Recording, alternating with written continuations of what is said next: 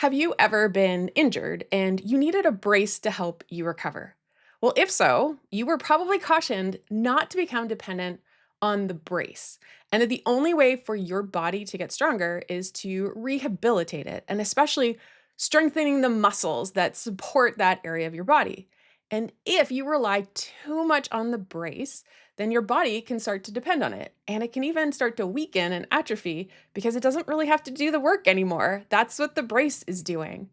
And if you're like many people, doing your rehab experiences or exercises can be uncomfortable. Sometimes it can be frustrating. You might not always do them when you're supposed to because it's so appealing to just lean on the brace. You're more comfortable with the brace. It also takes less effort and less work. It's just frankly easier. But that means it's a crutch. In this case, it could be a literal crutch when you are actually injured. And this is how I started to feel in the fall with AI and specifically using LLMs like ChatGPT.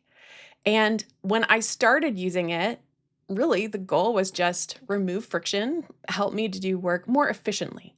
But slowly, I started to notice a shift. And it had me questioning where the line was between me doing the work and it doing the work for me. And that got me thinking, when does AI support your momentum and your ability to do something compared to when you start to outsource it and you're no longer the one who's doing it? And today I'm sharing the boundaries that I created for using AI, how I use it. And I'll show you a real kind of current example, actually, one that I'm currently working through, and how I apply these. And first, let's just start with what prompted this decision to establish boundaries. And this was around 4 months ago. I noticed that instead of my usual process, which is I start to do my own work, and then I will go over to ChatGPT when I would get stuck on something, and it helped me overcome that hurdle and say, okay, what am I missing here? Are there some other ideas? But later, I noticed that I wasn't asking it to just notice what the gaps were. I actually started to go over to it. So at first, I would say, okay, here's what I've got. What am I missing? How can I get over this roadblock? Because I feel a little stuck. It would generate a list, and I would look at it and just kind of say, okay, this is what I like. This is what I don't like. But then it started to slip. And then I started to just go to ChatGPT first. And so I was initiating creativity from the get. Instead of me initiating the creativity and the work and generating it myself, I would just kind of go there first. Now I was telling myself, this is just sparking creativity faster. I'm kind of seeing a list. I'm ultimately choosing what I want to work on and what I don't. But I noticed it was happening faster and faster. And what was actually happening is I would not even let myself experience creative discomfort. I would sit there, and if it was even 30 seconds or a minute of not being able to solve it on my own, I would just open up ChatGPT and go there. And so my patience for just sitting to think about an idea was becoming really diminished. And what started out as a tool just for efficiency to kind of keep me going actually started to erode my trust in myself to be able to generate these ideas, to brainstorm, and to put something together in a coherent fashion. And once I realized that that was happening and how quickly I was gravitating to I started to think I need to make a change because I do not want to continue down this slope because to me it's a downward slope. So I'm going to share the questions that I came up with. I didn't come up with them at first. I sort of over time came up with them. But at first, just started thinking, don't default, let yourself be uncomfortable. However, I eventually came up with four, and I'm going to share these with you. So the first one is a question you may have heard me say before, and that's what is the problem I'm trying to solve? So anytime I feel stuck and I can tell that I am gravitating or I could use I want to say, what is the actual problem I am trying to solve here? I find this useful for almost anything, especially if you're going to invest time, effort, or money into something, is really being clear on what are you trying to accomplish. But then the second question, and this is really, really, really important for boundaries, is the help I need external or internal? And I'm going to spend a little bit of time. This one's really important. So I'm actually going to spend a little bit of time on this one. But that is my second question. The third question is just, can AI help solve this? Is this a viable solution for me? And then finally, even if it can, is AI the best option? Because there still might be some better options out there. So let's actually take a moment to talk about this external versus internal. When I say this, I mean external, there is just a real gap that exists. You don't have the answer, you don't have the solution, or maybe you don't have the skills. If someone says, hey, there are changes on how you need to file your taxes this year. That is a true gap. I need to look externally for help because me sitting on my own, I'm never going to come up with it on my own. I do not have that information and I need external help. Now, internal, this is where you are capable of solving that problem.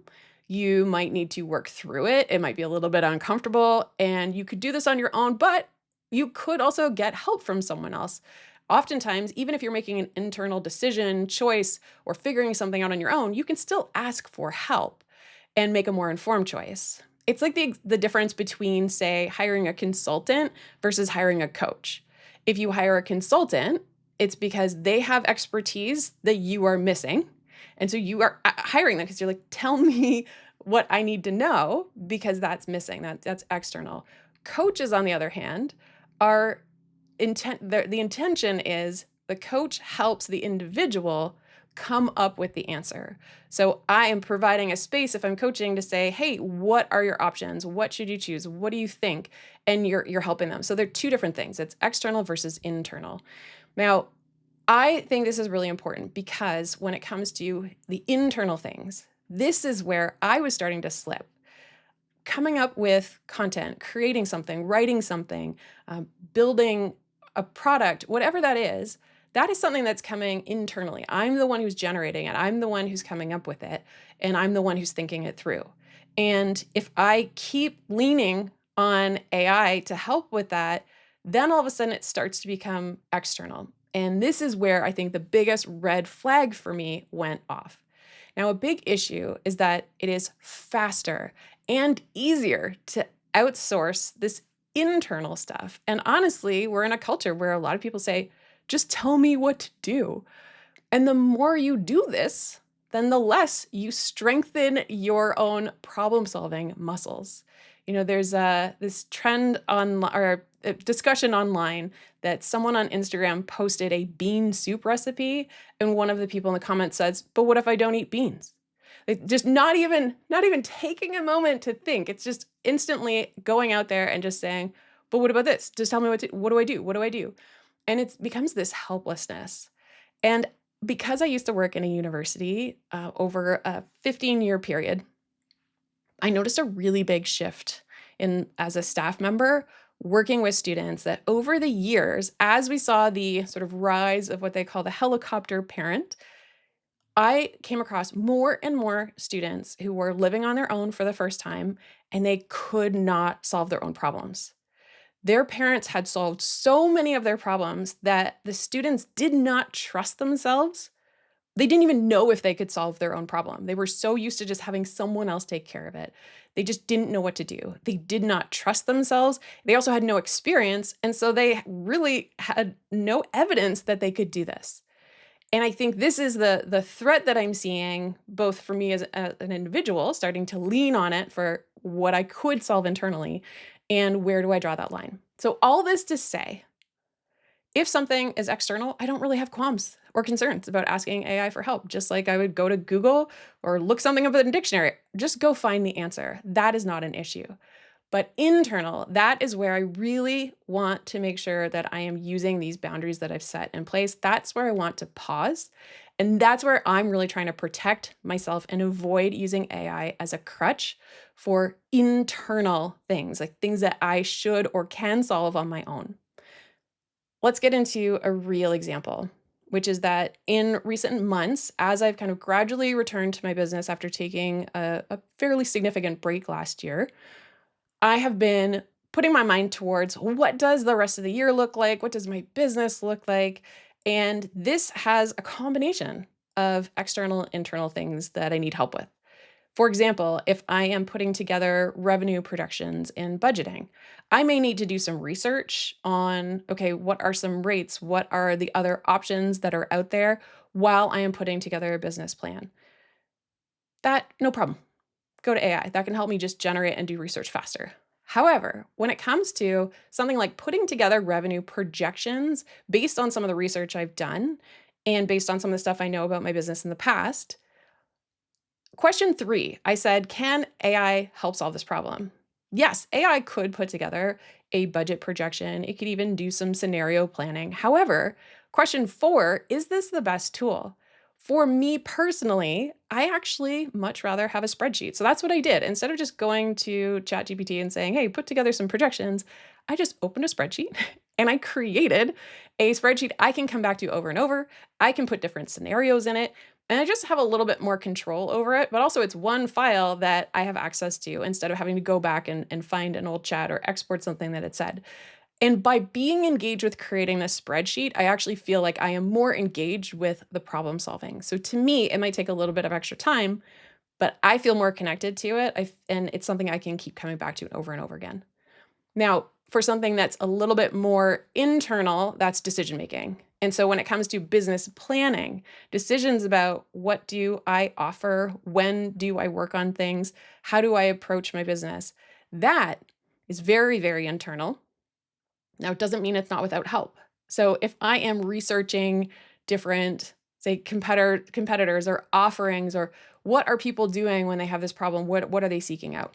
Not a problem. Again, research, go outside. But when it comes to what do I actually decide to do for myself and my business, I'm making sure that I'm not outsourcing that decision. So the way that I have approached this so far, because I'm still in it, the very first thing I did is pen to paper, just write. Connect with my brain, let everything flow, and even if I get stuck, the stream of consciousness writing tends to really help me get things on the page and helps me see things. Then the next best thing for me is go to the people that I trust, people who know me and they know enough about the business that I can say, hey, here are all the things I'm thinking about. Here's some of the decisions that I'm grappling with. And here's where maybe I feel a little bit muddied and I'm not quite sure where to go. Now, after some of those decisions, I did actually embrace AI, but I decided to use it and prompt it like a coach. And before I even started a conversation, I went into the page. In this case, I was using Notion, where I wrote down, okay, what are all the summaries of the key issues, the things I'm considering? What have I tried before? What do I know I want? What are the non-negotiables? What are some of the options that I have? Put all of that on the page, all just me generating that. And then say, what am I missing here? What questions have I not asked myself? And starting to prompt it to act more like a coach where it's just generating a bunch of questions. And that's something that is very convenient for someone who works on their own, because I might not necessarily be able to jump on a call and have that. And it does have some really good high quality questions because it's able to pull from a lot of information online.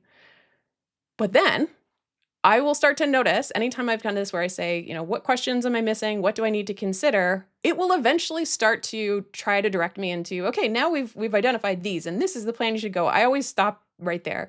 I do not take any of its decisions for granted. And I actually just kind of ignore if it starts to act like it's made a decision. And that's when I go back to writing and discussions with trusted people. And so it can be part of the process. It can be acting like hiring a business coach, but it is just one piece. And I think it needs to be part of something bigger. And at the end of the day, if you are making a decision that really impacts you, you should feel like you were involved and you were in control of that scenario and ultimately what you decide. For me, this whole thing is about being intentional and it's about using your discernment, which often means taking a pause, which is difficult in this race with AI of just faster, faster, faster. You've got to be using it. If you're not already embracing it and using it, you're already behind. A lot of the language is very fear-based and it's also very reactionary that I see people having. And it makes it very tempting to lean on it as a crutch. And that's our brains actually want that, by the way. Our brains crave efficiency. They crave shortcuts. They take mental shortcuts all the time. They're constantly finding ways to be efficient. So it makes sense that we would lean on something. It's like, hey, my brain's learning this is faster. This is more convenient. I don't have to be uncomfortable. I'm just going to go to the faster thing. So you have to pump the brakes and maybe even put physical boundaries, have constraints, use a pen and paper, or you can't just look it up or use AI. Now, I also want to address creative work because my example came with more strategy and business planning. But for creative work, the way that I approach this as well, that's an internal thing. I am someone who is generating content. And so I will always start with me. I never go to AI first. I always start with generating as much as possible. I also will sit in the discomfort if things aren't coming right away, if ideas don't flow. Just like a lot of writers will say, just as long as sit in the seat, even if you don't write a word, you can't do anything else, just sit in the seat. So I'm trying to embrace some of those things that people have used for years with creative work because I don't want to weaken my creative muscle. I don't want to weaken my patience and I don't want to weaken my self trust. I want all of those things to get stronger. And I know that a crutch won't help me do that.